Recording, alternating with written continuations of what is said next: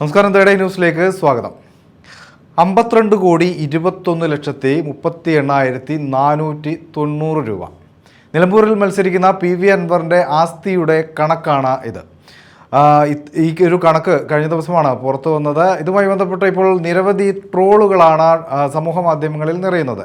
ആ ഒരു ട്രോളുകൾ ഇറങ്ങാനുള്ള കാരണമുണ്ടാക്കിയതും PV അൻവർ തന്നെയാണ്. കഴിഞ്ഞ ദിവസം മത്സരിക്കുന്നതുമായി ബന്ധപ്പെട്ട ചോദ്യങ്ങൾക്ക് മറുപടിയായി തൻ്റെ കയ്യിൽ 5 പൈസയില്ല എടുക്കാൻ, അതുകൊണ്ട് പൈസ ഇല്ലാത്തതുകൊണ്ട് ഞാൻ മത്സരിക്കാനില്ല, എല്ലാം എൻ്റെ വരുമാനമെല്ലാം പിണറായി മുട്ടിച്ചു എന്നാണ് അൻവർ പറഞ്ഞത്. അപ്പോഴാണ് ഇത്രയും കോടികൾ ആസ്തിയുള്ള ഒരാൾക്ക് മത്സരിക്കാൻ പണമില്ലാത്തതിൻ്റെ പേരിൽ മത്സരിക്കാതെ മാറി നിൽക്കുകയാണോ, അല്ലെങ്കിൽ PV അൻവർ ഇത്തരത്തിൽ നുണ പ്രചരിപ്പിക്കുകയാണെന്ന തരത്തിലാണ് ഇപ്പോൾ ട്രോളുകൾ വരുന്നത്. മാത്രമല്ല, ഈ 52 കോടിയൊന്നും വേണ്ട ഒരു തെരഞ്ഞെടുപ്പിൽ മത്സരിക്കാൻ. 1-2 കോടി രൂപയുണ്ടെങ്കിൽ ഒരു സ്വതന്ത്ര സ്ഥാനാർത്ഥിയായി മത്സരിക്കാവുന്ന സാഹചര്യം മാത്രമേ കേരളത്തിലുള്ളൂ എന്ന തരത്തിലൊക്കെ ട്രോളുകൾ വരികയാണ്. എന്തായാലും നേരത്തെ PV അൻവർ പറഞ്ഞതനുസരിച്ചാണെങ്കിൽ കയ്യിൽ നയാ പൈസയില്ലാത്ത ആളല്ല അദ്ദേഹം. 52,21,38,490 രൂപ.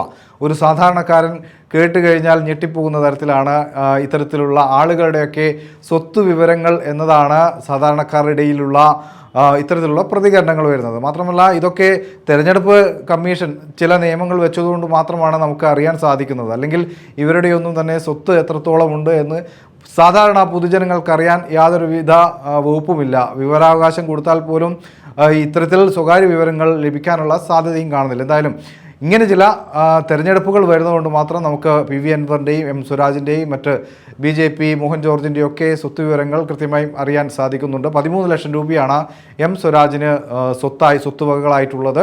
പക്ഷേ 9 ലക്ഷം രൂപയോളം അദ്ദേഹത്തിന് ബാധ്യതയുണ്ട്. ഇവിടെ PV അൻവറും 12 കോടിയോളം രൂപ അദ്ദേഹത്തിന് ബാധ്യതയുണ്ട് എന്നും കാണിച്ചിട്ടുണ്ട്. അപ്പോഴും ഈ നേരത്തെ പറഞ്ഞതിനോട് യോജിക്കുന്നില്ല.